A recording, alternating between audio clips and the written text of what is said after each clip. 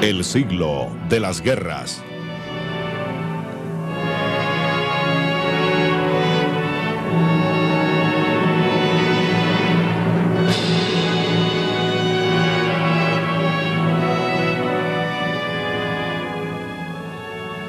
Haces de las alturas, la guerra aérea de 1914 a 1918.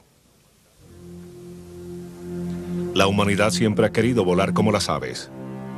Pero es difícil establecer si este intrépido hombre pájaro pensó que tenía una máquina voladora o un paracaídas cuando saltó de la Torre Eiffel en París al principio de este siglo. Cual fuera su concepto, estaba preparado, con una extraordinaria sangre fría a llevarlo a la máxima prueba.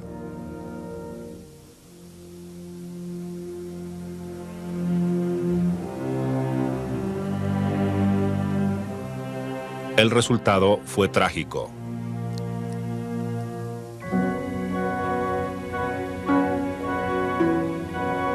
Otros inventores descubrieron con dificultad que los músculos humanos por sí solos no podían propulsar una máquina voladora.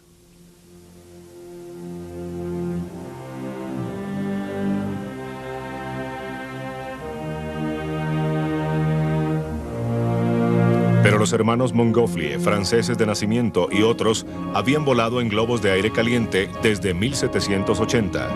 En la mitad del siglo XIX, globos amarrados se utilizaban para observaciones militares. Los globos necesitaban gases que son más livianos que el aire, pero una exitosa máquina voladora, más pesada que el aire, tenía que esperar la llegada del motor de combustión interna. No fue sino hasta el final de 1903 el primer afortunado vuelo, en lo que después se llamaría aeroplano o aeronave, se llevó a cabo y fue hecho por los hermanos Wright, cerca de la montaña de Kill Devil, en Carolina del Norte, en los Estados Unidos. Volar inmediatamente captó la imaginación pública y a los pocos años, las principales naciones estaban desarrollando máquinas voladoras. Fue el piloto francés Louis Blériot quien dio el próximo importante paso en los vuelos motorizados. En junio de 1909 fue el primero en cruzar volando el Canal Inglés.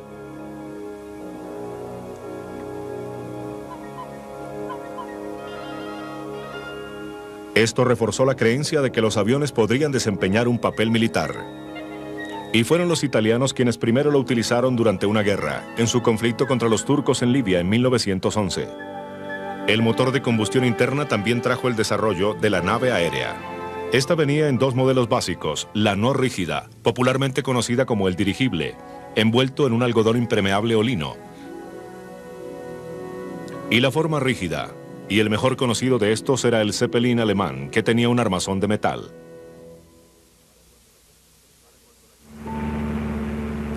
Para cuando la guerra comenzó en 1914, había tres tipos básicos de aviones. Dos de ellos eran el monoplano y el biplano, tractonaves con los motores en la punta.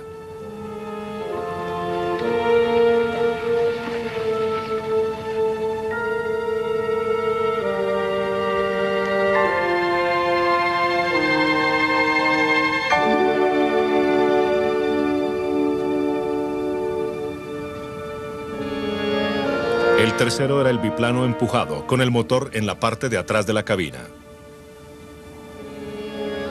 Al principio de la guerra, los franceses tenían no menos de 138 aviones, organizados en 25 escuadrones.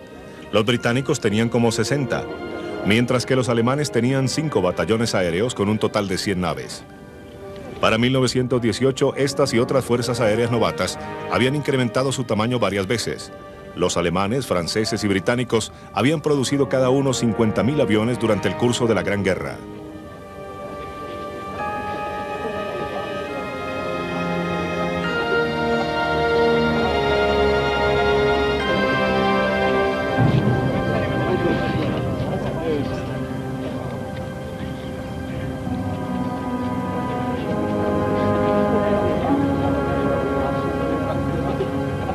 Inicialmente fueron utilizados para reconocimientos. Este biplano AEG de confección alemana fue utilizado como tal en la batalla de Tannenberg en el frente oriental en agosto de 1914 y tuvo una parte importante dentro de la victoria alemana.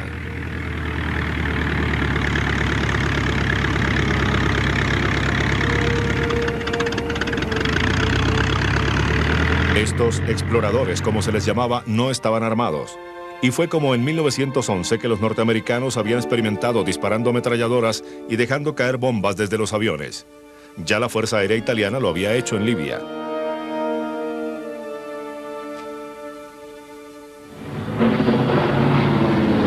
Los pilotos pronto se dieron cuenta que no podían dejar que las naves enemigas vieran lo que estaba sucediendo en la tierra y comenzaron a armar sus aviones.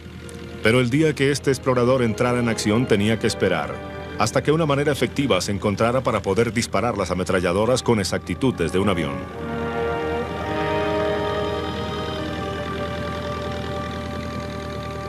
Un arma delantera podía ser montada en el ala superior, pero era difícil para recargar. Podía ponerse al lado de la cabina, pero disparar con exactitud era casi imposible. Aquellos con motor trasero, como este FE-2B británico, no tenían este dilema, pero eran menos maniobrables que los de un solo asiento.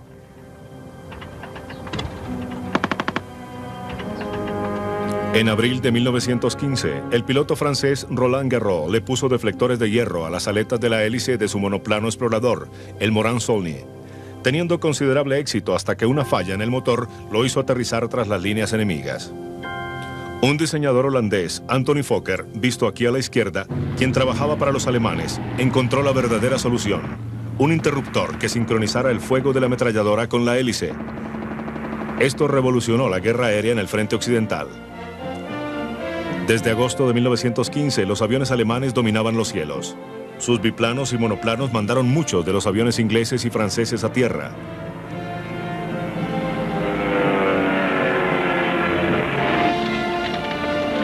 Pero ametralladoras frontales que dispararan continuo no eran el único secreto de un peleador efectivo.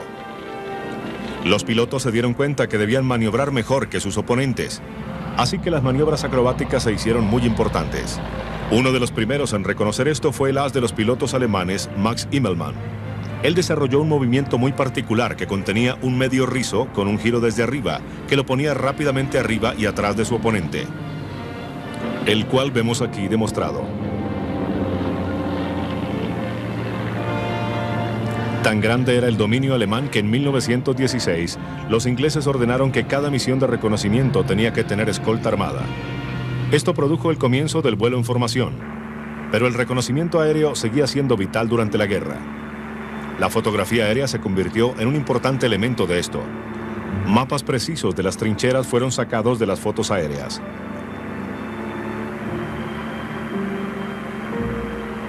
En la primavera de 1915, el uso de aviones para dirigir la artillería a los blancos se convirtió en algo muy efectivo con el desarrollo del radio aire-a-tierra.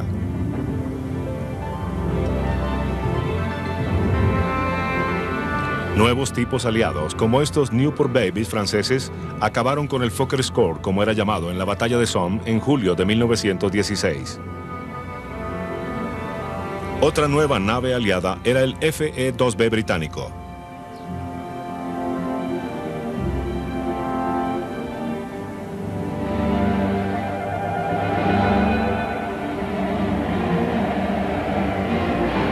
Tenía una velocidad máxima de 145 kilómetros por hora, pero su capacidad de maniobra era muy buena.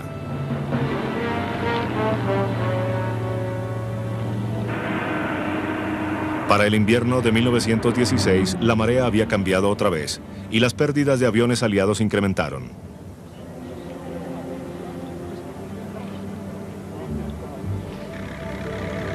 Fokker, Albatros y Halberstadt rápidamente produjeron mejores aviones que los aliados.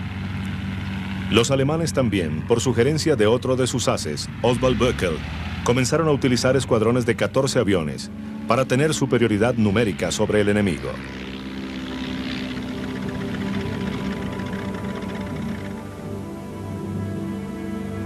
El clímax de este periodo de ascendencia aérea alemana sobre el frente occidental llegó en abril de 1917.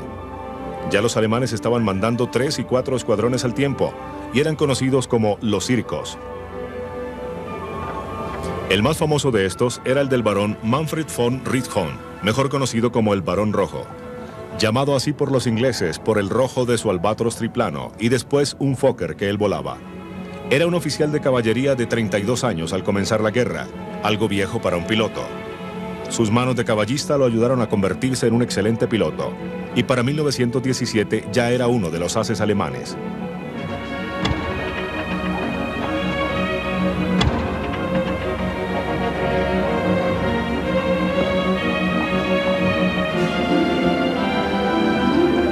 Eventualmente llegaría a derribar 80 aviones, más que cualquier otro piloto antes de su muerte en acción en abril de 1918.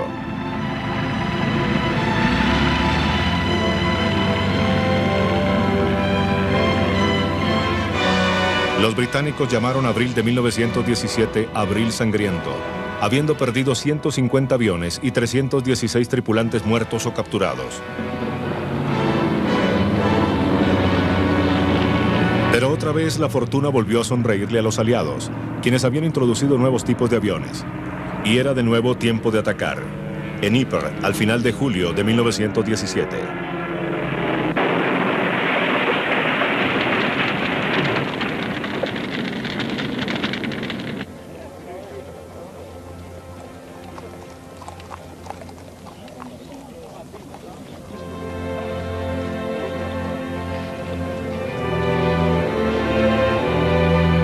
Los franceses tenían ahora varios tipos de Spats con 1 y 2 asientos.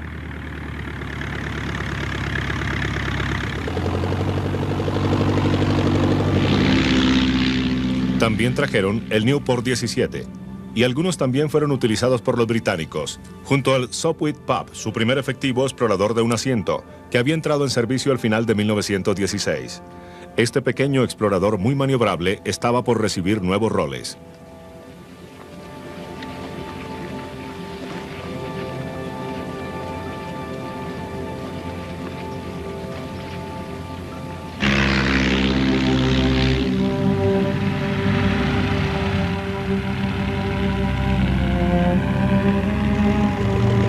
Al Pup se le unió el triplano Sopwith, el peleador Bristol de 2 asientos, afectuosamente llamado el Brisfit, y este que vemos aquí, el SE-5, que comprobó ser uno de los mejores de la guerra.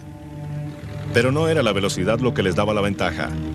Durante 4 años de guerra, esta solo subió 65 kilómetros por hora, más de lo que se podía conseguir en 1914. Era su maniobrabilidad lo que les daba esta ventaja, especialmente en las vueltas y subidas. Ya las acciones de hombres como estos habían captado la imaginación del público en ambos lados. Las hazañas de los ases, como ya eran llamados, ocupaban gran parte de la atención de la prensa.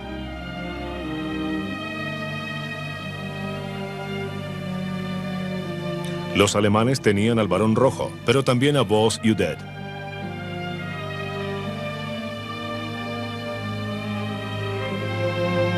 El francés Georges Guynemer se convirtió en héroe nacional, al igual que Nuggeser y Fonck.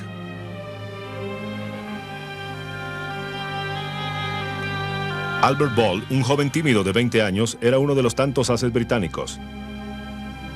Al entrar los Estados Unidos a la guerra, produjeron sus propios héroes, tales como Eddie Rickenbacker y Raoul Loveberry, quien había comenzado su carrera de piloto con los franceses.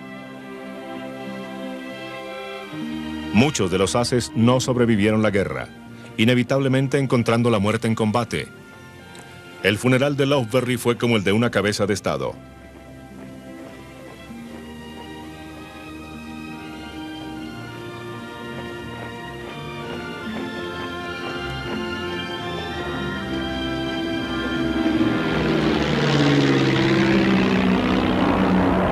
Los cielos del frente occidental diariamente y permitiéndolo el clima fueron testigos de peleas. En el momento en que los exploradores de ambos lados divisaban el enemigo e iban tras la batalla. Ambos buscarían la mejor posición sobre sus oponentes, entre ellos y el sol, antes de atacar. De ahí en adelante, esta se convertiría en mano a mano, y era el avión que pudiera dar la mejor vuelta, y así situarse a la cola de su enemigo, el que invariablemente ganaría la batalla.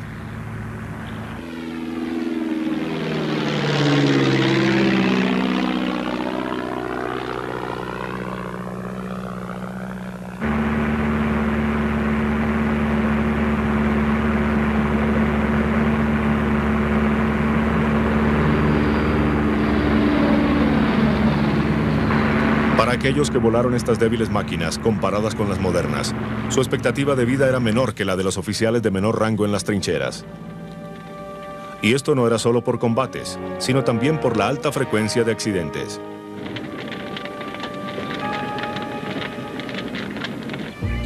Las tripulaciones aéreas pueden haber llevado una existencia mucho más cómoda que sus contrapartes en las trincheras, pero sus vidas corrían más peligro. La tensión de volar misiones de combate, a veces con hasta 6 horas en el aire, en un día, dejaban sus huellas. Los nervios se sometían demasiado, algunos cedían ante la presión. Previniendo esto, las autoridades instruyeron medidas para asegurarse que las tripulaciones descansaran.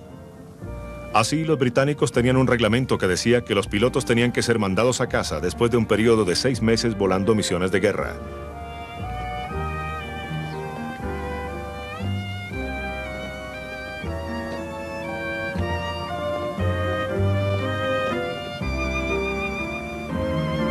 El objetivo principal de la guerra por la supremacía aérea siguió siendo permitir un reconocimiento sin interrupciones. Todos los días, los ejércitos atareaban los aviones para volar sobre las líneas y contestar preguntas específicas sobre la disposición enemiga. Estas misiones podían ser extremadamente peligrosas, y el respiro de esta tripulación por haber regresado es evidente.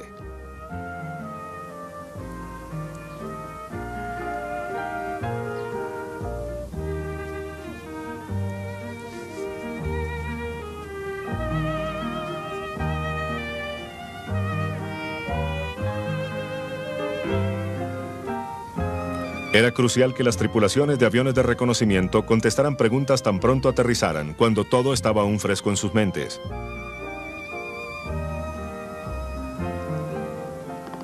La información era entonces transmitida al Comando General, donde sería analizada. A veces se tomaban decisiones inmediatas de mandar bombarderos a ser blancos como arsenales, cuarteles generales y centros de comunicaciones detrás de las líneas enemigas.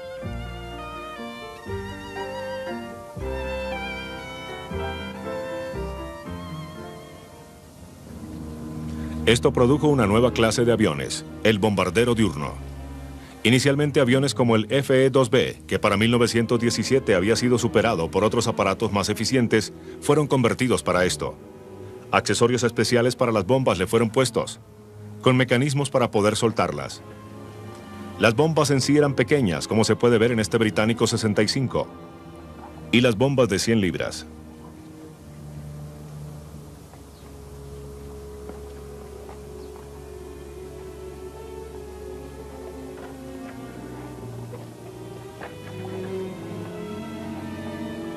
Las miras para las bombas eran muy primitivas y frecuentemente era el piloto quien decidía cuándo soltarlas. Así que para tener una oportunidad de ser exactos, el avión tenía que volar bajo, así también atrayendo fuego terrestre. Por razones de seguridad, las bombas no eran activadas sino hasta que ya estaban ajustadas al avión.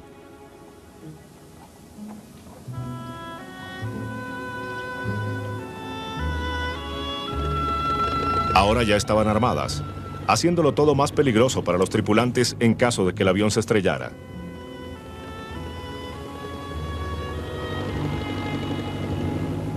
Los bombarderos también eran muy vulnerables al ataque enemigo, y por esta razón los exploradores también actuaban como escoltas.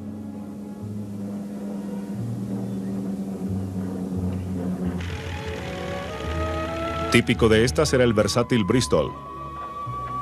Los artilleros aéreos u observadores, como eran llamados, generalmente cargaban sus propias ametralladoras para obviar que se les trabaran, lo cual era fatal en medio de una batalla aérea.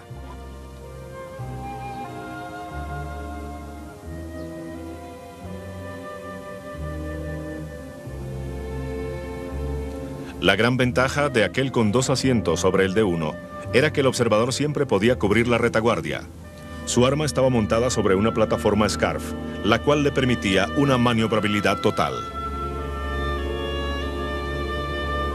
Aún algunas naves especiales como este RE-8 británico para observación artillera eran usadas para ponerles bombas y atacar blancos de oportunidad. Siendo estas naves tan vulnerables al fuego terrestre y al de otras naves, las bombas le subían la moral a los tripulantes, dándoles algo con qué contestar el fuego enemigo.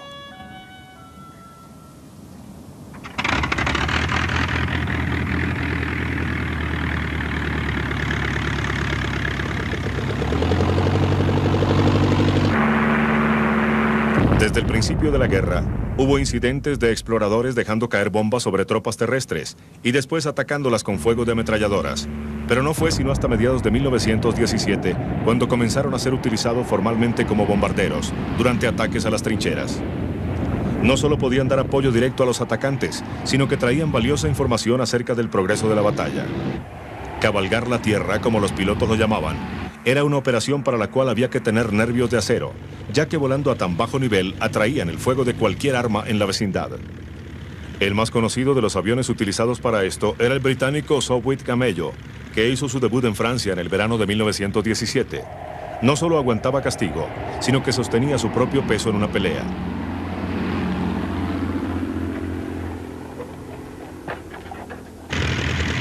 Pero no fue sino hasta los últimos días de la guerra que se preocuparon de darle al piloto alguna protección contra el fuego terrestre. El resultado fue el Sopwith Salamandra, hermano del Sopwith Delfín que aquí vemos. Tenía una coraza de acero alrededor y bajo la carlinga.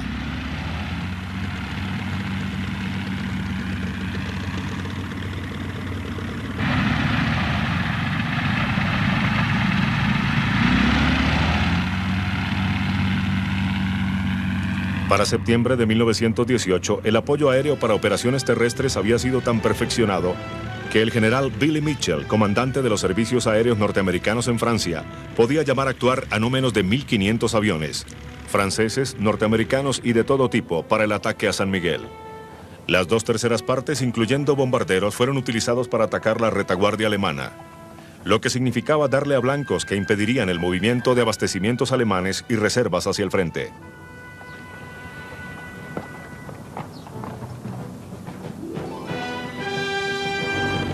El resto recibió cercano apoyo aéreo, el nombre que después se le daría a cabalgar la tierra.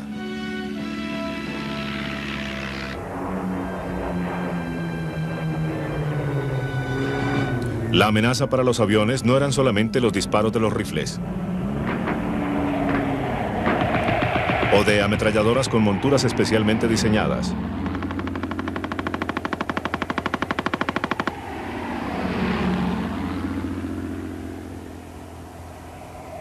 Para el comienzo de 1915, ambos lados se habían dedicado a la artillería antiaérea, algunos estáticos y otros montados sobre vehículos. Se necesitó tiempo para entender los manejos de poder disparar con exactitud sobre aviones, pero los pilotos de ambos lados llegaron a respetarlo.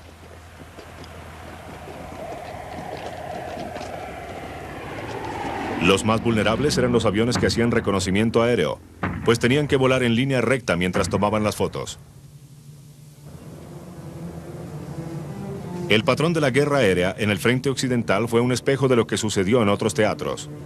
Austríacos y alemanes peleaban con los rusos en el frente oriental, porque ambos lados habían desplegado pocos aviones y en un frente más alargado, el combate aéreo no era tan frecuente como en el occidente.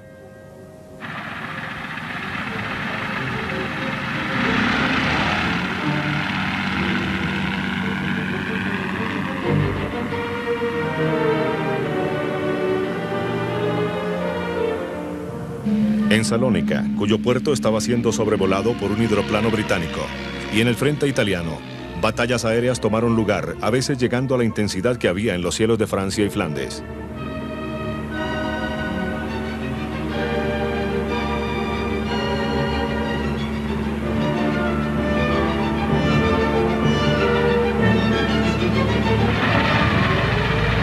Los aviones llevaron a cabo cruciales reconocimientos contra las fuerzas alemanas en las selvas africanas.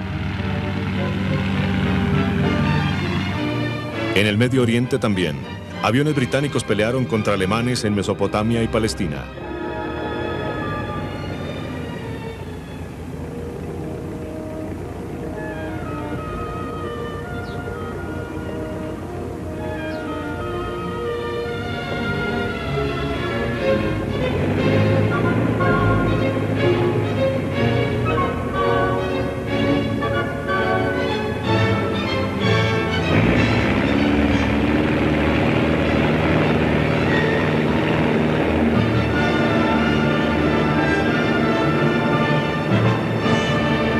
Fue durante la ofensiva final británica en 1918 en Palestina que una demostración de cómo el poder aéreo afectaría la guerra se llevó a cabo.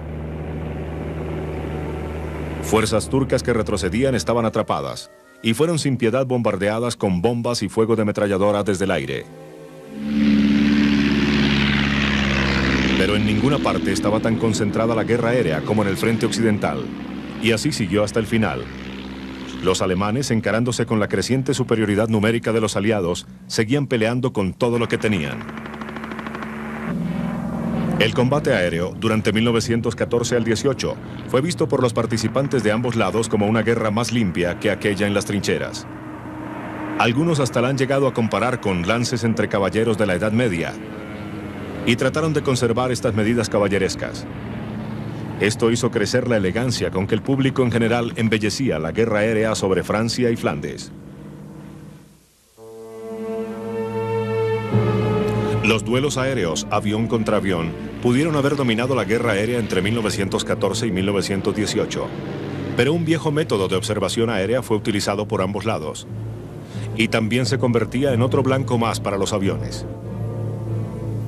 El globo de observación era elevado desde el suelo y le permitía a los observadores vigilar la actividad enemiga y controlar el fuego de artillería con más facilidad que desde un avión en pleno vuelo. El contacto se mantenía por teléfono. Pero los globos eran blancos fáciles y eran atacados con balas incendiarias y con cohetes.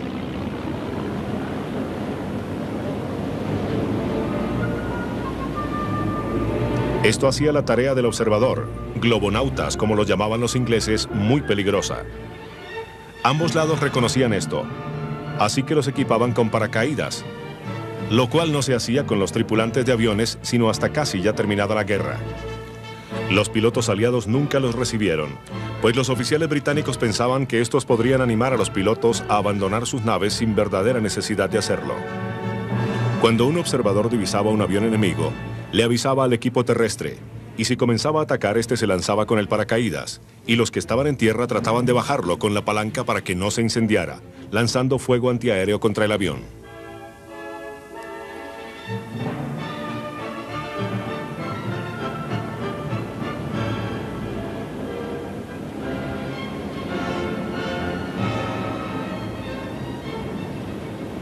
Las marinas también utilizaron el globo durante la Gran Guerra. Como esto fue antes del radar, los barcos no podían saber lo que sucedía en el horizonte.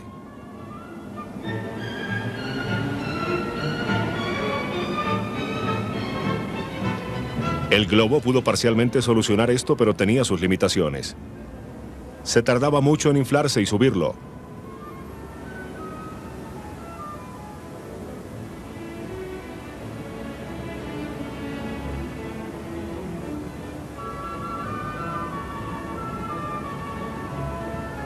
No se podía usar con mal tiempo, ni tampoco cuando el barco estaba en acción. Las marinas reconocieron que algo más se necesitaba para incrementar el alcance de su visión. Dos soluciones se presentaron, ambas involucrando aviones.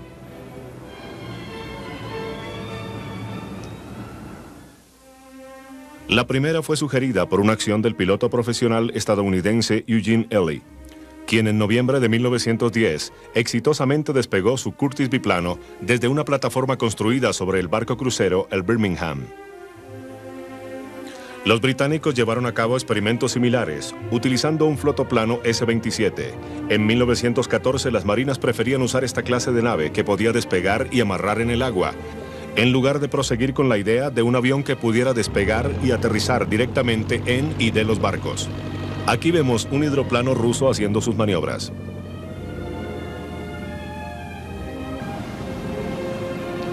El problema era cómo transportar y operar flotoplanos estando en la mar. Los rusos trataron de arrastrarlos tras el barco, pero esto solo funcionaba cuando había buen tiempo. Los alemanes, por otro lado, se contentaban con lanzarlos desde deslizaderos, ya que su flota rara vez salía del puerto, y si lo hacía era hasta el Mar del Norte. Pero sí utilizaron los flotoplanos para otras cosas, como esta rara filmación nos lo muestra.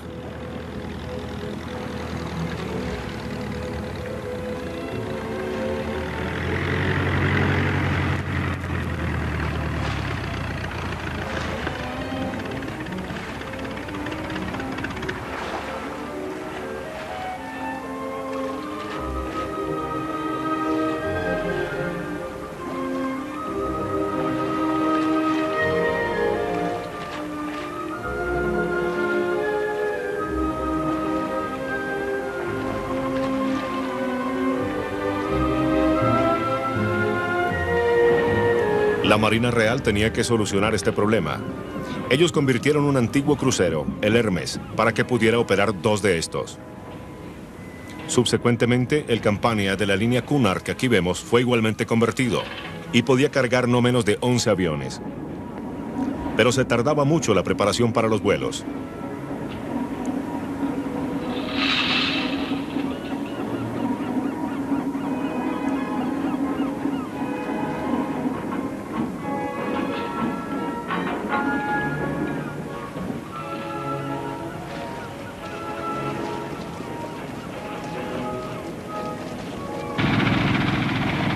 Equipados con ruedas ajustadas a los flotadores, podían despegar desde las cubiertas.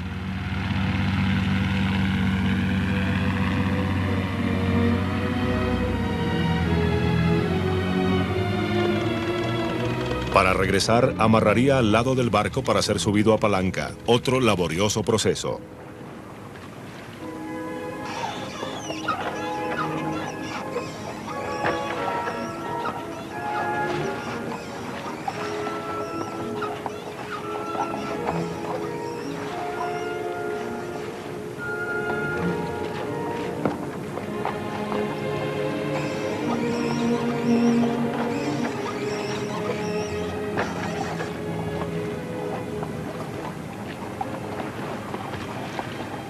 Esta habilidad de poder doblar las alas del hidroplano era muy importante por el espacio tan limitado dentro del hangar del barco.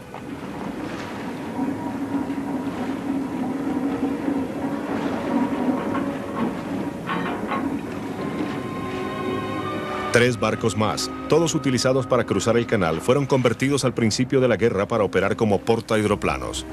Uno de ellos era el Engadine. Aquí lo vemos. Podía llevar hasta 4 de estos aparatos.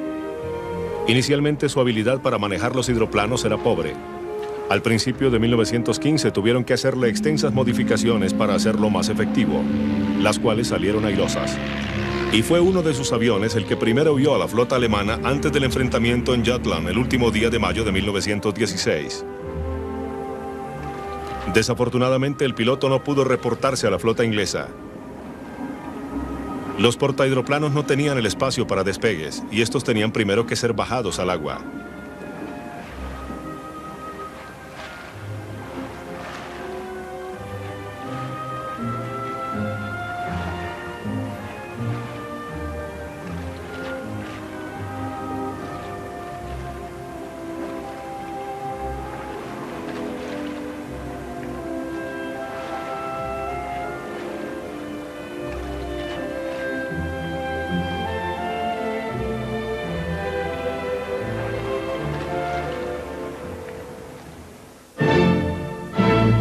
Para reconocimiento marítimo de largo alcance, la nave aérea era ideal. Al principio de la guerra, esa era la tarea del Zeppelin alemán.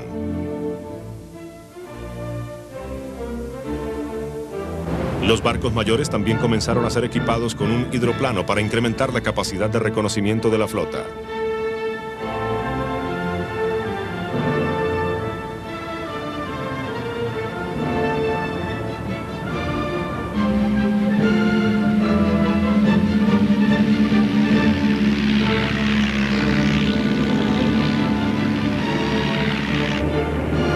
Los británicos también empezaron a desarrollar aviones portatorpedos para utilizarlos contra los barcos. El poder aéreo comenzó a ser usado contra los submarinos al inicio de la guerra.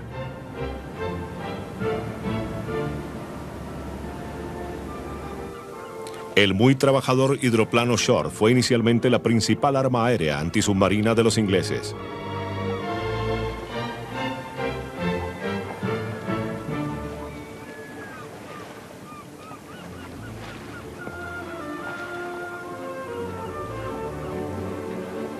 Se podía armar con bombas que no solo se utilizaban para atacar los submarinos, sino también a sus bases.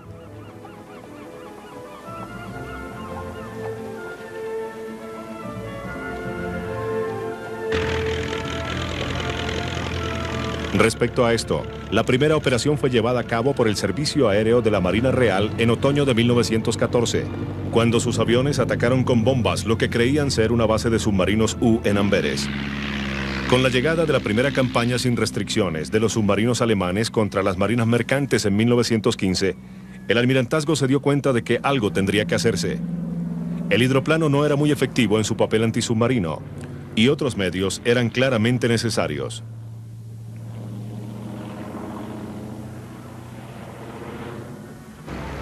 Uno de ellos era el bote volador en oposición al hidroplano. El pionero en esto fue el diseñador estadounidense Glenn Curtiss.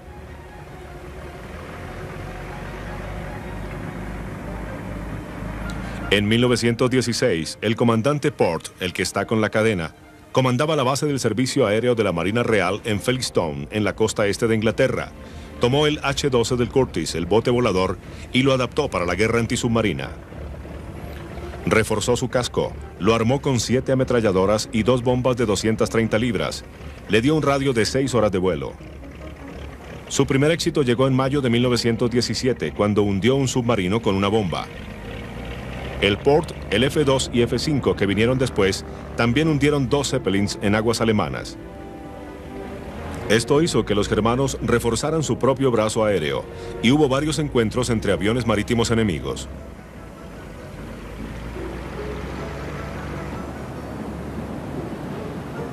La otra solución era la aeronave no rígida.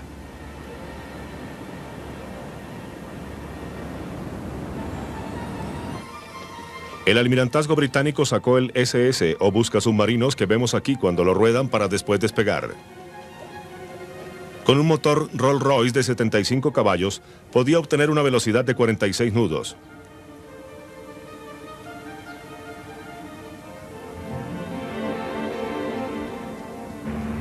El tubo que se extiende sobre la hélice era para canalizar aire hacia el sobre y así mantener la presión. Volando comprobaron ser muy fáciles de maniobrar.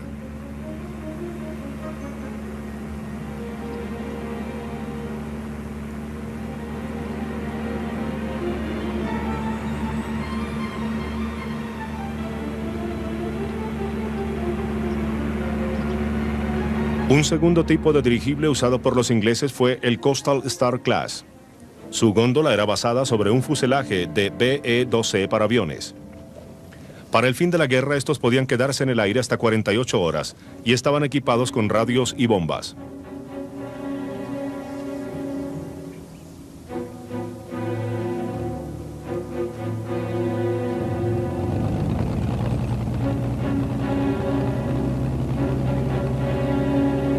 También se desarrolló un método para elevar gente hasta la nave desde cualquier barco. Una técnica usada ahora por los helicópteros, especialmente para rescates.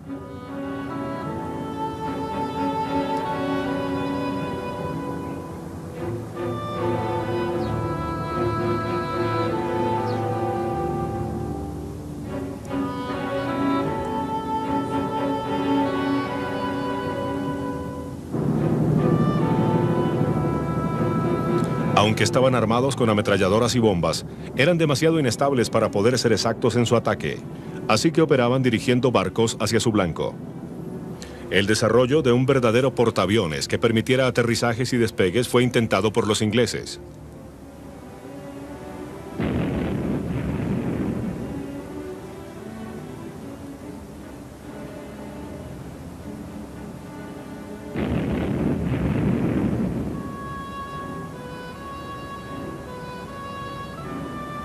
Bienvenidos a la verdadera carrera en la construcción de aviones, cuando era necesario despegar y aterrizar desde una cubierta. Inicialmente, el flotoplano con ruedas era utilizado todavía para desarrollar plataformas de vuelo que le permitiera a los aviones recoger mayor velocidad para poder despegar. Pero los aterrizajes no fueron posibles hasta que se encontrara un avión con un corto despegue y distancia de aterrizaje.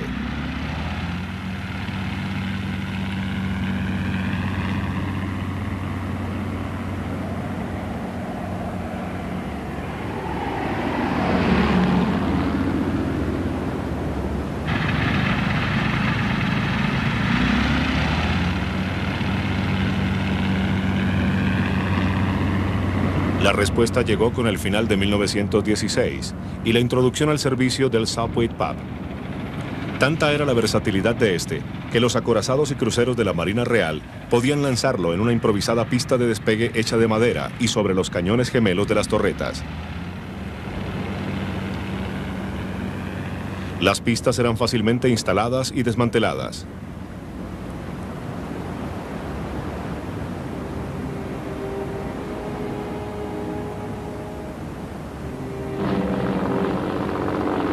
Para el fin de la guerra, no menos de 100 Sowit Pups fueron utilizados en esta forma. Podían frenar a los Zeppelins y su primer éxito llegó en agosto de 1917, cuando un Pup volando desde el crucero Jaermont, escoltando a barcos que ponían minas en la costa holandesa, interceptó un Zeppelin L-23 y lo redujo a una masa inflamable. Pero no había manera que aterrizaran en las improvisadas tablas. Era fácil recuperarlos palanqueándolos a bordo y las prácticas mejoraron con el tiempo.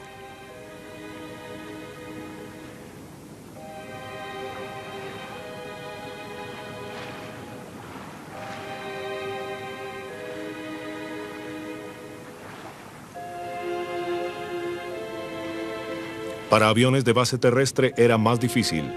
Había que ponerles flotadores mientras se subían, pero frecuentemente no eran efectivos. Y cuando se recobraba la nave, ya no servía para volar de nuevo.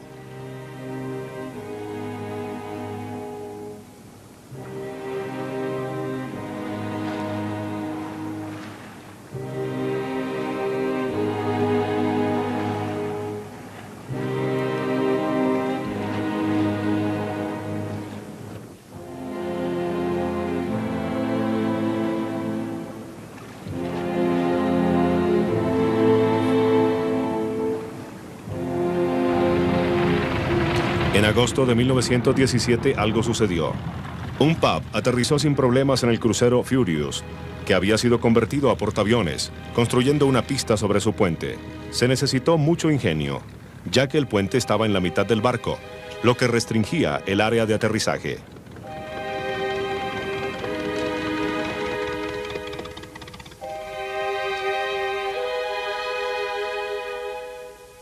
Tristemente, 5 días después, el piloto, comandante Dunning, murió intentando la misma maniobra. En un intento de facilitar los aterrizajes, a los aviones se les pusieron calzas.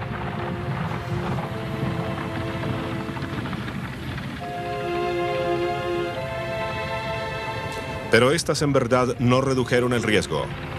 Furious después tuvo una pista tan larga como el barco, convirtiéndolo en el primer verdadero portaaviones.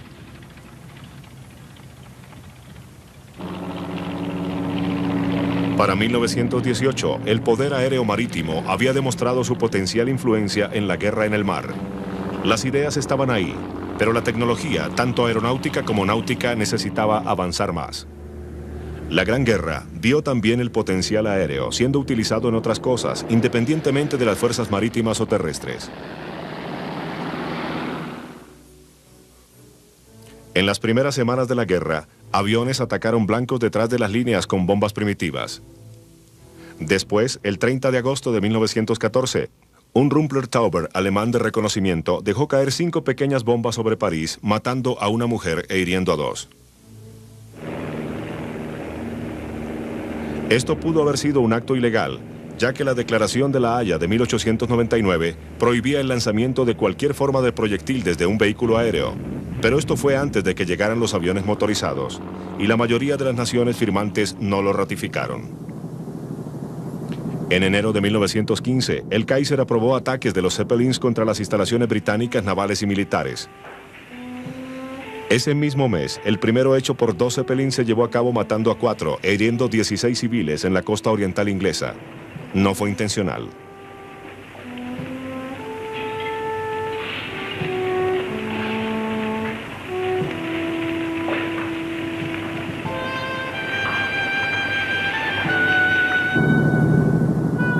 Los Zeppelins no se volvieron a ver sino hasta abril. En esa época operaban desde Bélgica.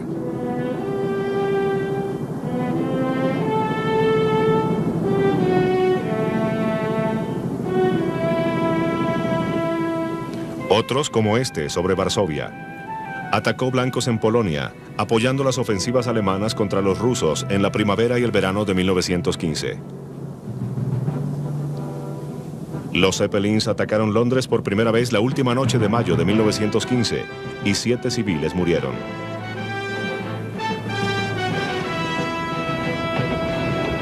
Para estos momentos, unas crudas defensas habían sido organizadas.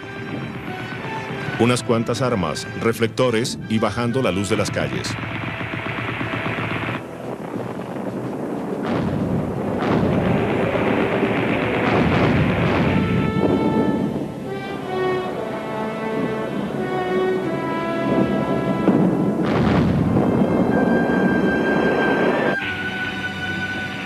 Pero no era suficiente. Una semana después, la primera victoria de una nave aérea sobre un Zeppelin ocurrió cuando un avión de la Marina Real interceptó un LZ-37 sobre Bélgica, voló sobre él y le soltó sus bombas. Más ataques de Zeppelin fueron hechos durante 1916, pero las defensas inglesas habían mejorado. Esto incrementó las bajas de aeronaves caídas y los ataques cesaron. Mientras tanto, los italianos habían estado desarrollando bombarderos de largo alcance. Capronis como estos comenzaron a volar sobre los Alpes para atacar en Austria, especialmente el puerto de Pola a la entrada del Adriático.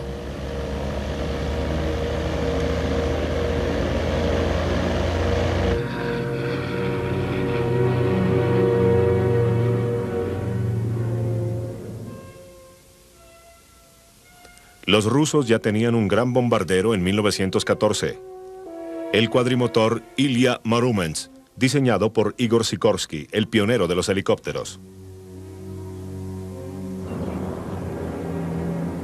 Los alemanes también habían desarrollado sus propios bombarderos de largo alcance y en mayo de 1917 comenzaron a atacar Inglaterra durante el día desde bases belgas. Aquí vemos el bombardero Stacking, que era capaz de llevar 2 toneladas de bombas y fue el avión más grande en entrar en producción durante la guerra.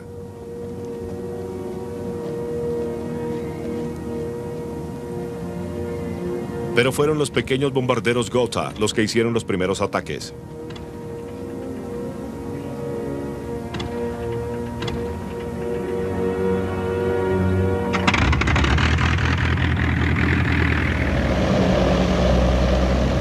Capaces de alcanzar velocidades de 140 kilómetros por hora con 500 kilos de bombas, atacaron Londres 2 veces durante junio de 1917, causando la muerte de 200 civiles y muchos heridos.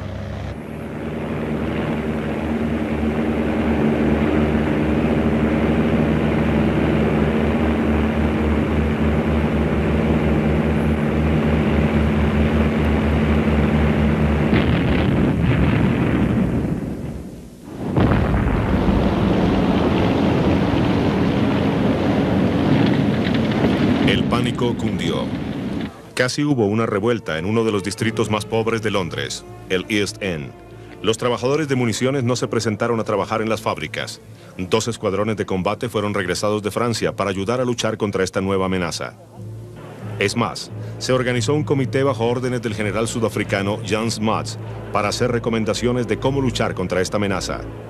Entre estas había cohetes y otras técnicas para advertir a la gente de ataques.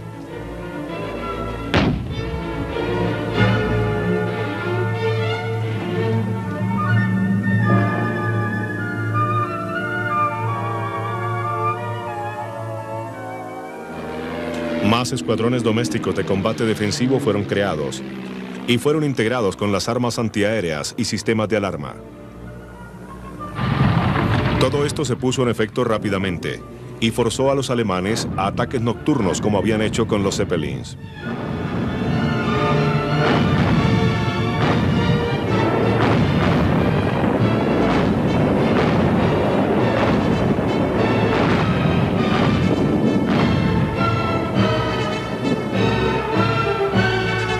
En la primavera siguiente, las defensas habían probado su efectividad. El último ataque sobre Londres en mayo de 1918 resultó en el derribo de 6 bombarderos. Aún así, un piloto americano anotó: "No importa si dan en el blanco, conmueven a la población civil. Esta gente quiere paz y la quiere pronto". El deseo de retaliación por los ataques en Londres en el verano de 1917 era fuerte. En ese otoño, los bombarderos británicos fueron enviados a Francia Oriental a iniciar ataques contra blancos en Alemania. Estas naves incluían el gigante bombardero Handley Pace, desarrollado para atacar a los Zeppelins alemanes. Los blancos industriales en Alemania suroccidental quedaron seleccionados, pero el clima solo permitió unos pocos ataques durante el invierno que aumentaron en 1918 con la expansión de la fuerza. Al final de la Gran Guerra, los bombarderos estratégicos se preguntaban, ¿sería posible en el futuro para las fuerzas aéreas ganar guerras a solas, doblegando la voluntad de una nación para luchar? El mundo tendría que esperar 25 años antes que se diera una respuesta clara a esto.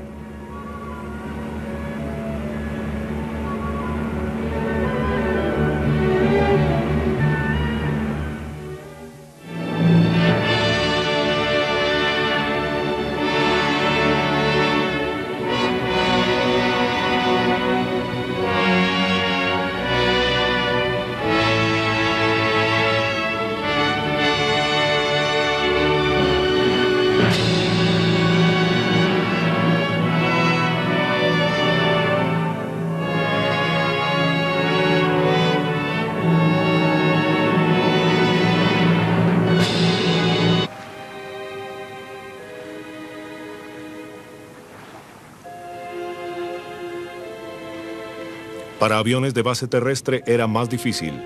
Había que ponerles flotadores mientras se subían, pero frecuentemente no eran efectivos. Y cuando se recobraba la nave, ya no servía para volar de nuevo.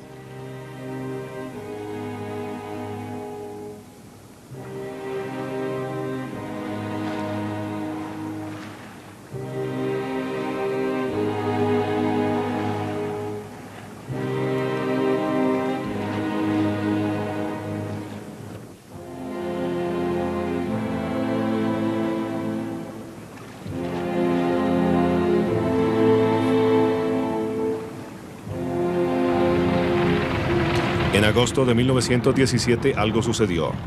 Un pub aterrizó sin problemas en el crucero Furious, que había sido convertido a portaaviones, construyendo una pista sobre su puente. Se necesitó mucho ingenio, ya que el puente estaba en la mitad del barco, lo que restringía el área de aterrizaje.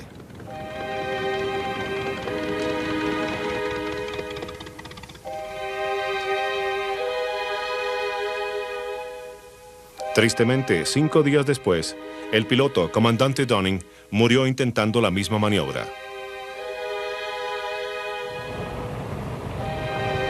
En un intento de facilitar los aterrizajes, a los aviones se les pusieron calzas.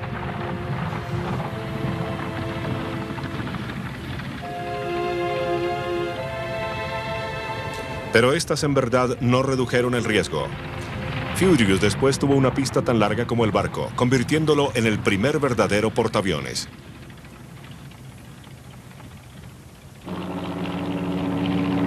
Para 1918, el poder aéreo marítimo había demostrado su potencial influencia en la guerra en el mar. Las ideas estaban ahí, pero la tecnología, tanto aeronáutica como náutica, necesitaba avanzar más. La Gran Guerra vio también el potencial aéreo siendo utilizado en otras cosas, independientemente de las fuerzas marítimas o terrestres.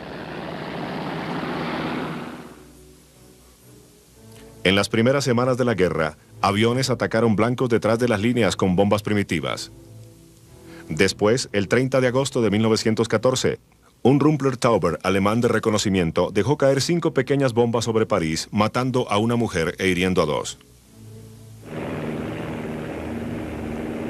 Esto pudo haber sido un acto ilegal, ya que la Declaración de La Haya de 1899 prohibía el lanzamiento de cualquier forma de proyectil desde un vehículo aéreo. Pero esto fue antes de que llegaran los aviones motorizados, y la mayoría de las naciones firmantes no lo ratificaron.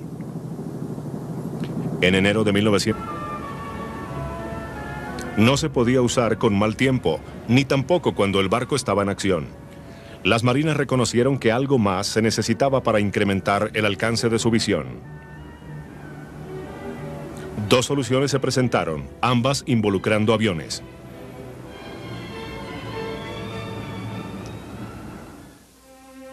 La primera fue sugerida por una acción del piloto profesional estadounidense Eugene Ely, quien en noviembre de 1910 exitosamente despegó su Curtiss biplano desde una plataforma construida sobre el barco crucero el Birmingham. Los británicos llevaron a cabo experimentos similares, utilizando un flotoplano S-27. En 1914 las marinas preferían usar esta clase de nave que podía despegar y amarrar en el agua, en lugar de proseguir con la idea de un avión que pudiera despegar y aterrizar directamente en y de los barcos. Aquí vemos un hidroplano ruso haciendo sus maniobras.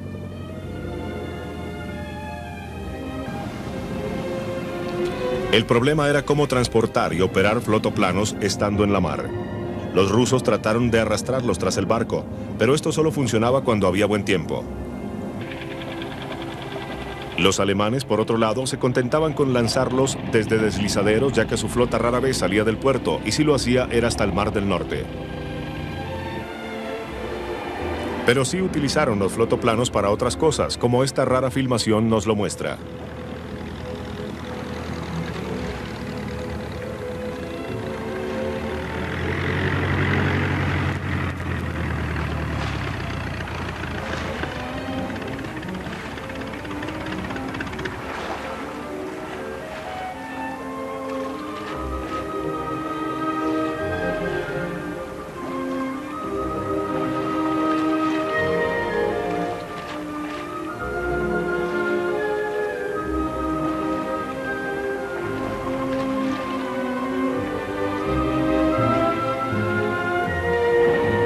La Marina Real tenía que solucionar este problema. Ellos convirtieron un antiguo crucero, el Hermes, para que pudiera operar dos de estos. Subsecuentemente, el Campania de la línea Cunard que aquí vemos fue igualmente convertido y podía cargar no menos de 11 aviones. Pero se tardaba mucho la preparación para los vuelos.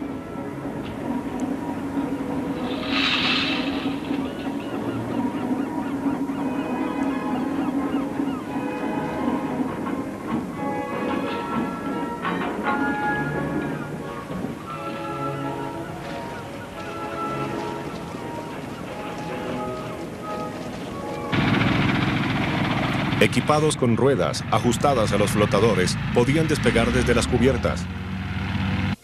Los rusos ya tenían un gran bombardero en 1914, el cuadrimotor Ilya Muromets, diseñado por Igor Sikorsky, el pionero de los helicópteros. Los alemanes también habían desarrollado sus propios bombarderos de largo alcance y en mayo de 1917 comenzaron a atacar Inglaterra durante el día desde bases belgas. Aquí vemos el bombardero Stacking, que era capaz de llevar 2 toneladas de bombas y fue el avión más grande en entrar en producción durante la guerra.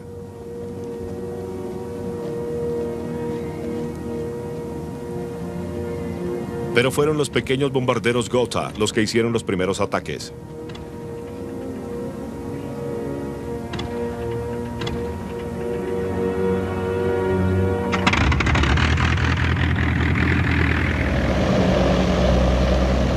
Capaces de alcanzar velocidades de 140 kilómetros por hora con 500 kilos de bombas, atacaron Londres 2 veces durante junio de 1917, causando la muerte de 200 civiles y muchos heridos.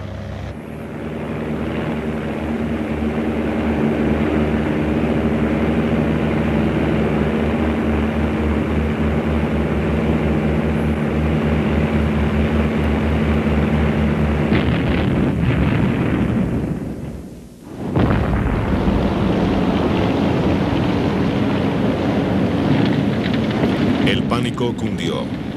Casi hubo una revuelta en uno de los distritos más pobres de Londres, el East End. Los trabajadores de municiones no se presentaron a trabajar en las fábricas. 2 escuadrones de combate fueron regresados de Francia para ayudar a luchar contra esta nueva amenaza. Es más, se organizó un comité bajo órdenes del general sudafricano Jan Smuts para hacer recomendaciones de cómo luchar contra esta amenaza. Entre estas había cohetes y otras técnicas para advertir a la gente de ataques.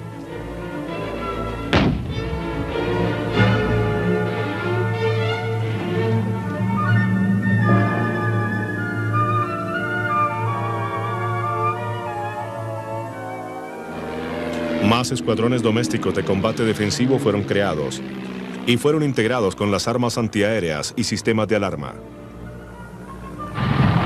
Todo esto se puso en efecto rápidamente y forzó a los alemanes a ataques nocturnos como habían hecho con los Zeppelins.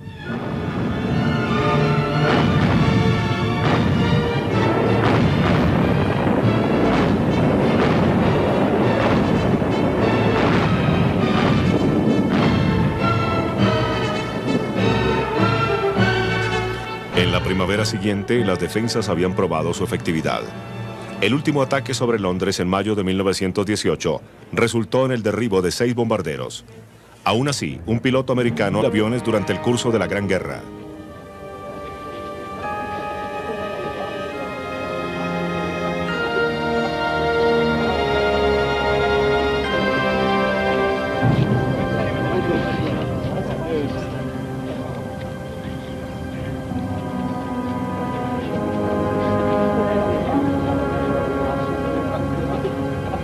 Inicialmente fueron utilizados para reconocimientos. Este biplano AEG de confección alemana fue utilizado como tal en la batalla de Tannenberg en el frente oriental en agosto de 1914 y tuvo una parte importante dentro de la victoria alemana.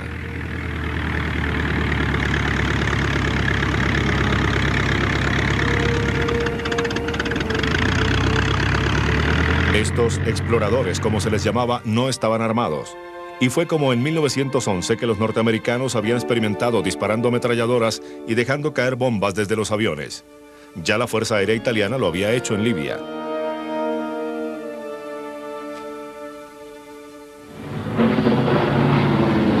Los pilotos pronto se dieron cuenta que no podían dejar que las naves enemigas vieran lo que estaba sucediendo en la tierra y comenzaron a armar sus aviones. Pero el día que este explorador entrara en acción tenía que esperar hasta que una manera efectiva se encontrara para poder disparar las ametralladoras con exactitud desde un avión.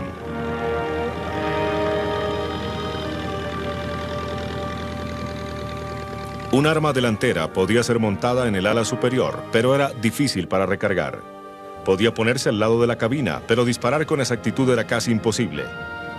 Aquellos con motor trasero, como este FE-2B británico, no tenían este dilema, pero eran menos maniobrables que los de un solo asiento.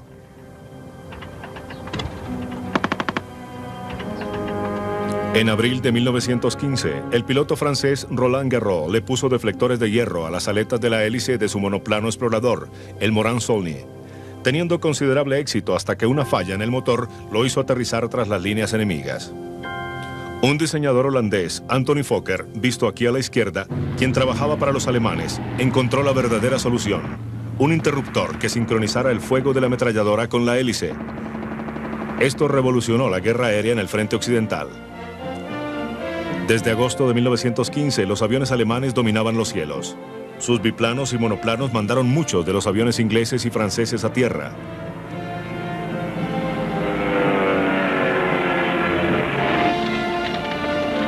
Pero ametralladoras frontales que dispararan continuo no eran el único secreto de un peleador efectivo. Los pilotos se dieron cuenta que debían maniobrar mejor que sus oponentes, así que las maniobras acrobáticas se hicieron muy importantes. Uno de los primeros en reconocer esto fue el as de los pilotos alemanes, Max Immelmann.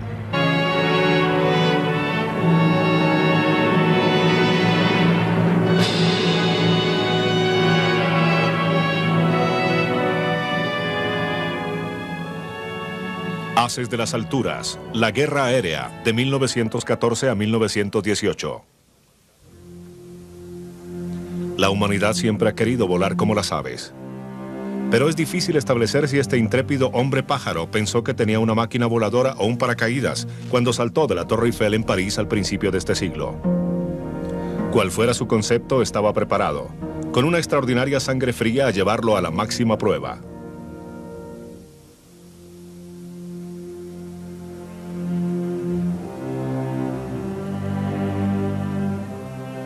El resultado fue trágico.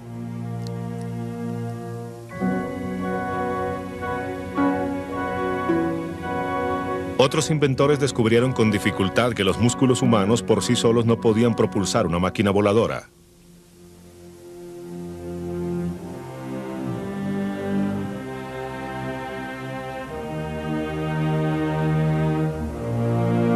Pero los hermanos Montgolfier, franceses de nacimiento, y otros habían volado en globos de aire caliente desde 1780. En la mitad del siglo XIX, globos amarrados se utilizaban para observaciones militares. Los globos necesitaban gases que son más livianos que el aire, pero una exitosa máquina voladora, más pesada que el aire, tenía que esperar la llegada del motor de combustión interna. No fue sino hasta el final de 1903 el primer afortunado vuelo, en lo que después se llamaría aeroplano o aeronave, se llevó a cabo y fue hecho por los hermanos Wright. cerca de la montaña de Kill Devil, en Carolina del Norte, en los Estados Unidos. Volar inmediatamente captó la imaginación pública y a los pocos años, las principales naciones estaban desarrollando máquinas voladoras. Fue el piloto francés Louis Blériot quien dio el próximo importante paso en los vuelos motorizados. En junio de 1909 fue el primero en cruzar volando el Canal Inglés.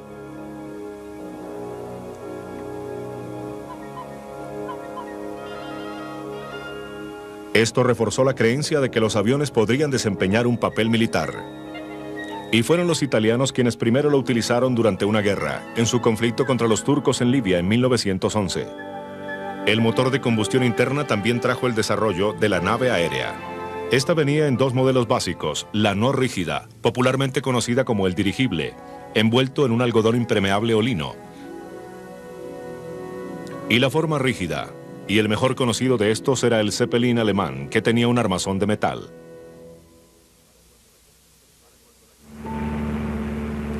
Para cuando la guerra comenzó en 1914, contra las marinas mercantes en 1915, el almirantazgo se dio cuenta de que algo tendría que hacerse.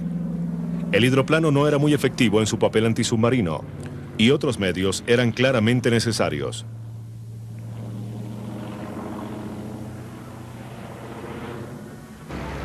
Uno de ellos era el bote volador, en oposición al hidroplano. El pionero en esto fue el diseñador estadounidense Glenn Curtiss.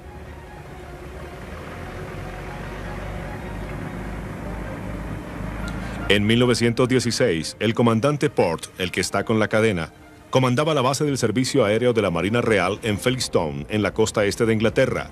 Tomó el H-12 del Curtiss, el bote volador, y lo adaptó para la guerra antisubmarina. Reforzó su casco, lo armó con 7 ametralladoras y 2 bombas de 230 libras. Le dio un radio de 6 horas de vuelo. Su primer éxito llegó en mayo de 1917, cuando hundió un submarino con una bomba. El Port, el F-2 y F-5 que vinieron después, también hundieron 2 Zeppelins en aguas alemanas. Esto hizo que los germanos reforzaran su propio brazo aéreo, y hubo varios encuentros entre aviones marítimos enemigos.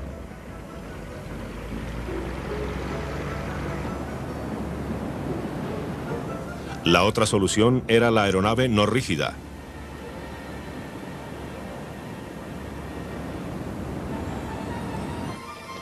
El almirantazgo británico sacó el SS o buscasubmarinos que vemos aquí cuando lo ruedan para después despegar. Con un motor Rolls-Royce de 75 caballos, podía obtener una velocidad de 46 nudos.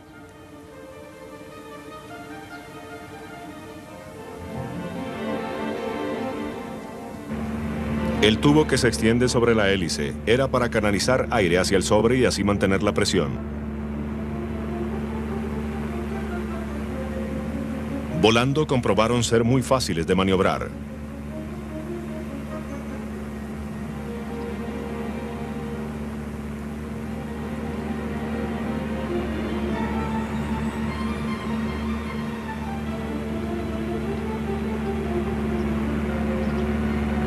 Un segundo tipo de dirigible usado por los ingleses fue el Coastal Star Class. Su góndola era basada sobre un fuselaje de BE-2C para aviones. Para el fin de la guerra, estos podían quedarse en el aire hasta 48 horas y estaban equipados con radios y bombas.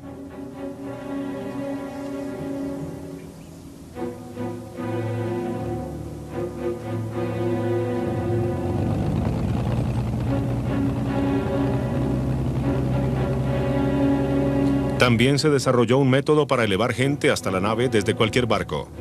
Una técnica usada ahora por los helicópteros. Llevaron a cabo experimentos similares, utilizando un flotoplano S-27. En 1914 las marinas preferían usar esta clase de nave que podía despegar y amarrar en el agua, en lugar de proseguir con la idea de un avión que pudiera despegar y aterrizar directamente en y de los barcos. Aquí vemos un hidroplano ruso haciendo sus maniobras.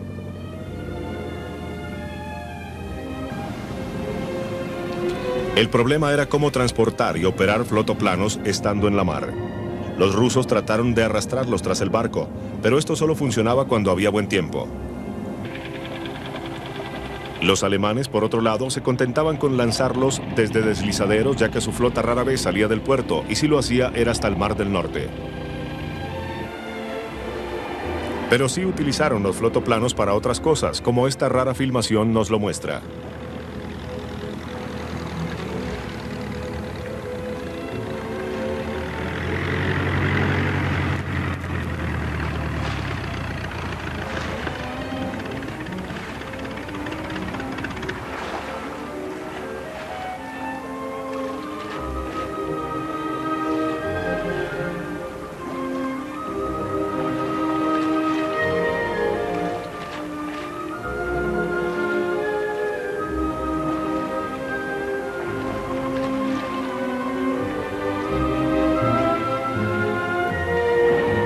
La Marina Real tenía que solucionar este problema. Ellos convirtieron un antiguo crucero, el Hermes, para que pudiera operar 2 de estos. Subsecuentemente, el Campania de la línea Cunard que aquí vemos fue igualmente convertido y podía cargar no menos de 11 aviones. Pero se tardaba mucho la preparación para los vuelos.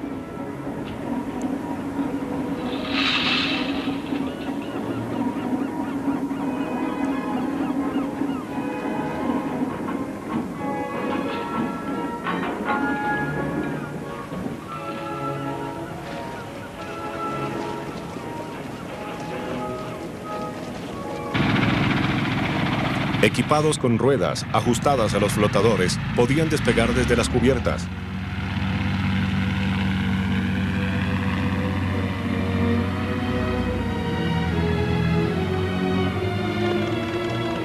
Para regresar, amarraría al lado del barco para ser subido a palanca, otro laborioso proceso.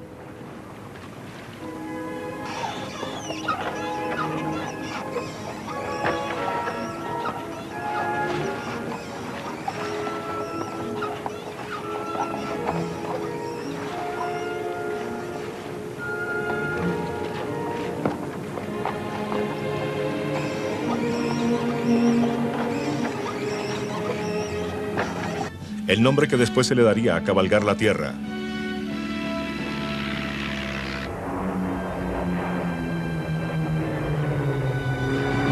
La amenaza para los aviones no eran solamente los disparos de los rifles o de ametralladoras con monturas especialmente diseñadas.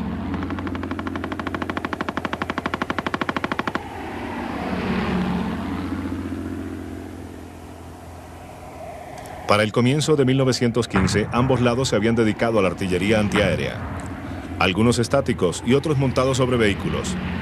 Se necesitó tiempo para entender los manejos de poder disparar con exactitud sobre aviones, pero los pilotos de ambos lados llegaron a respetarlo.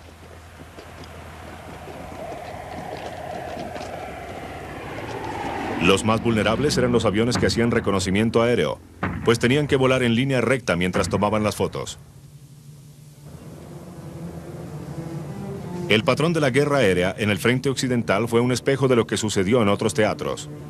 Austríacos y alemanes peleaban con los rusos en el frente oriental, porque ambos lados habían desplegado pocos aviones y en un frente más alargado, el combate aéreo no era tan frecuente como en el occidente.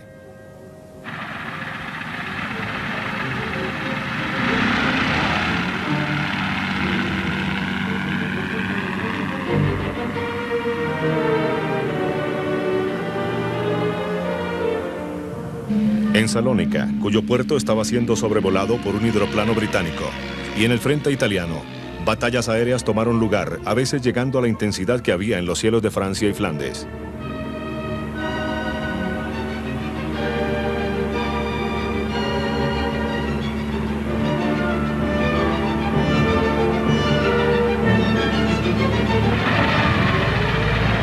Los aviones llevaron a cabo cruciales reconocimientos contra las fuerzas alemanas en las selvas africanas.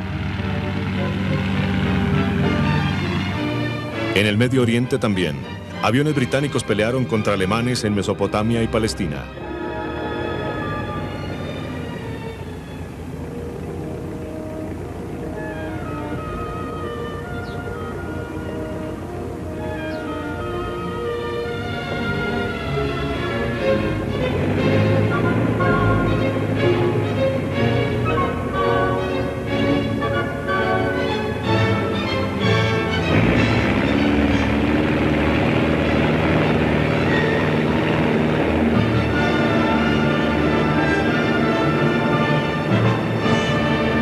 Fue durante la ofensiva final británica en 1918 en Palestina que una demostración de cómo el poder aéreo afectaría la guerra se llevó a cabo.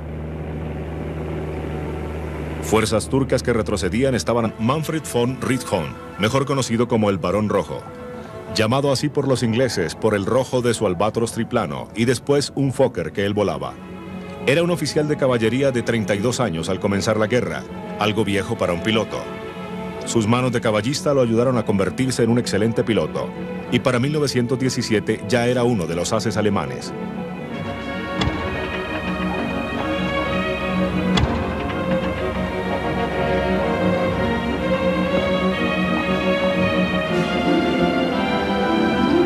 Eventualmente llegaría a derribar 80 aviones, más que cualquier otro piloto antes de su muerte en acción en abril de 1918.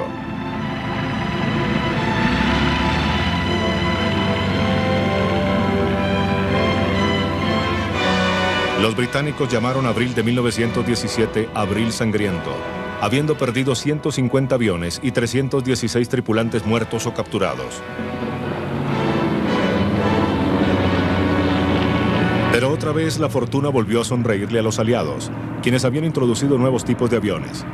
Y era de nuevo tiempo de atacar. En Ypres, al final de julio de 1917.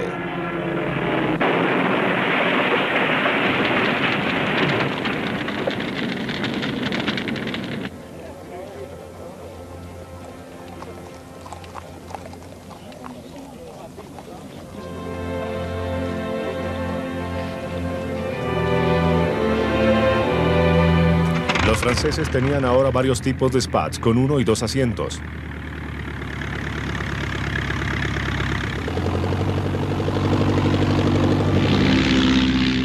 También trajeron el Newport 17, y algunos también fueron utilizados por los británicos, junto al Sopwith Pup, su primer efectivo explorador de un asiento, que había entrado en servicio al final de 1916. Este pequeño explorador muy maniobrable estaba por recibir nuevos roles.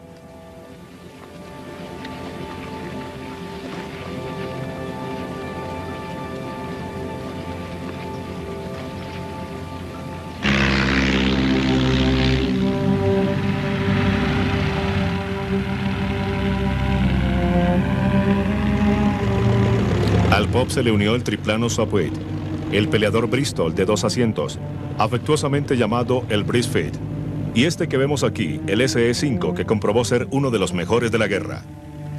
Pero no era la velocidad lo que les daba la ventaja. Durante 4 años de guerra, esta solo subió 65 kilómetros por hora, más de lo que se podía conseguir en 1914. Era su maniobrabilidad lo que les daba esta ventaja, especialmente en las vueltas y subidas. Ya las acciones de hombres como la Marina Real tenía que solucionar este problema. Ellos convirtieron un antiguo crucero, el Hermes, para que pudiera operar 2 de estos.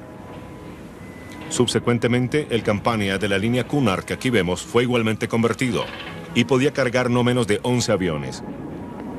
Pero se tardaba mucho la preparación para los vuelos.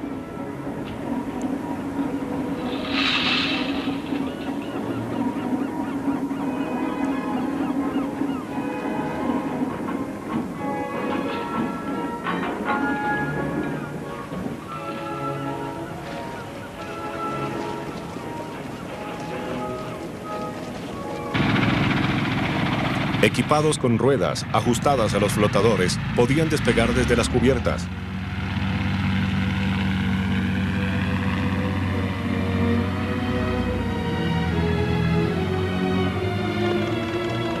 Para regresar, amarraría al lado del barco para ser subido a palanca, otro laborioso proceso.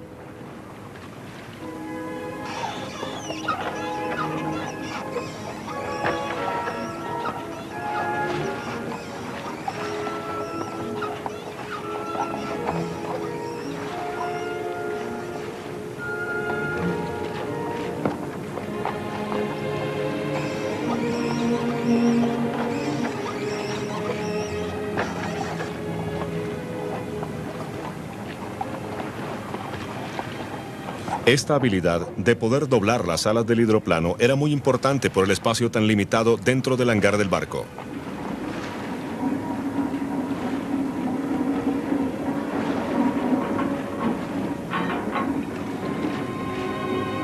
3 barcos más, todos utilizados para cruzar el canal, fueron convertidos al principio de la guerra para operar como portahidroplanos.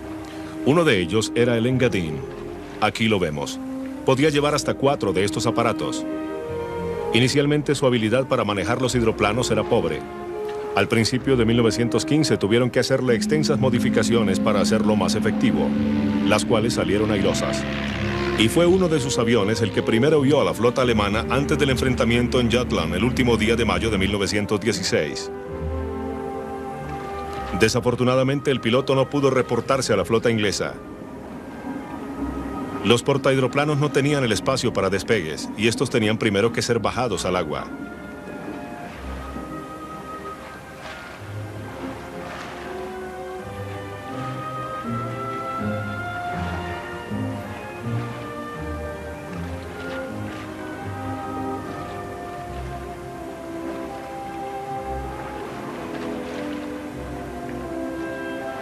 Podían dejar que las naves enemigas vieran lo que estaba sucediendo en la tierra y comenzaron a armar sus aviones.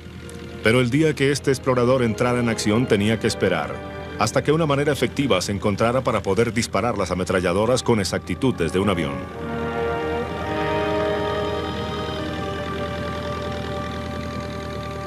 Un arma delantera podía ser montada en el ala superior, pero era difícil para recargar. Podía ponerse al lado de la cabina, pero disparar con exactitud era casi imposible.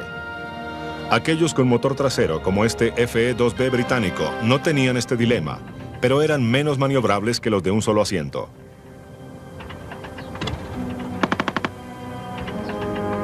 En abril de 1915, el piloto francés Roland Garros le puso deflectores de hierro a las aletas de la hélice de su monoplano explorador, el Morane-Saulnier, teniendo considerable éxito hasta que una falla en el motor lo hizo aterrizar tras las líneas enemigas.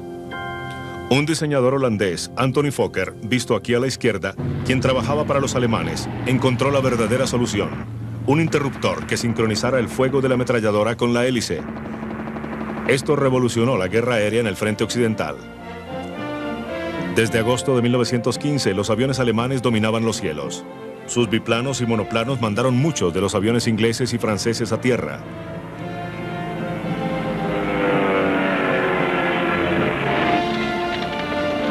Pero ametralladoras frontales que dispararan continuo no eran el único secreto de un peleador efectivo. Los pilotos se dieron cuenta que debían maniobrar mejor que sus oponentes, así que las maniobras acrobáticas se hicieron muy importantes. Uno de los primeros en reconocer esto fue el as de los pilotos alemanes, Max Immelmann. Él desarrolló un movimiento muy particular que contenía un medio rizo con un giro desde arriba, que lo ponía rápidamente arriba y atrás de su oponente, el cual vemos aquí demostrado. Tan grande era el dominio alemán que en 1916 los ingleses ordenaron que cada misión de reconocimiento tenía que tener escolta armada. Esto produjo el comienzo del vuelo en formación, pero el reconocimiento aéreo seguía siendo vital durante la guerra. La fotografía aérea se convirtió en un importante elemento de esto. Mapas precisos de las trincheras fueron sacados de las fotos aéreas.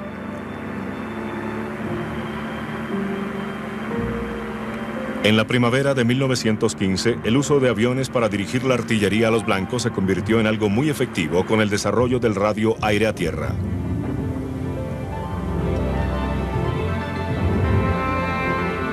Nuevos tipos aliados, como estos Newport Babies franceses, acabaron con el Fokker Score, como era llamado, en la batalla de Somme en julio de 1916. Otra nueva nave aliada era el FE-2B británico. El éxito llegó en mayo de 1917, cuando hundió un submarino con una bomba. El Port, el F-2 y F-5 que vinieron después, también hundieron 2 Zeppelins en aguas alemanas. Esto hizo que los germanos reforzaran su propio brazo aéreo, y hubo varios encuentros entre aviones marítimos enemigos.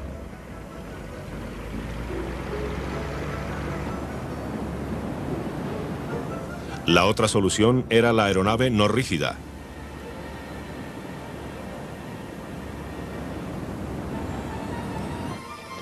El almirantazgo británico sacó el SS o buscasubmarinos que vemos aquí cuando lo ruedan para después despegar. Con un motor Rolls-Royce de 75 caballos, podía obtener una velocidad de 46 nudos.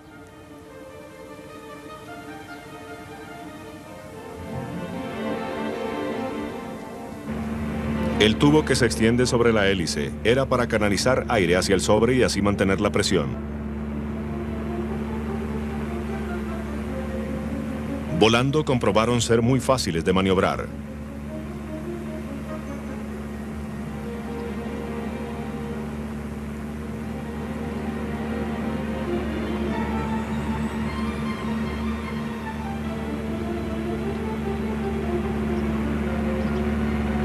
Un segundo tipo de dirigible usado por los ingleses fue el Coastal Star Class.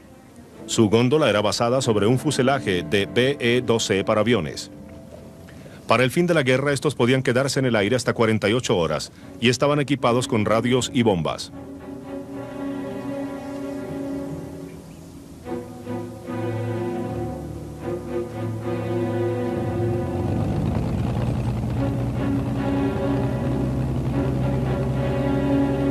También se desarrolló un método para elevar gente hasta la nave desde cualquier barco. Una técnica usada ahora por los helicópteros, especialmente para rescates.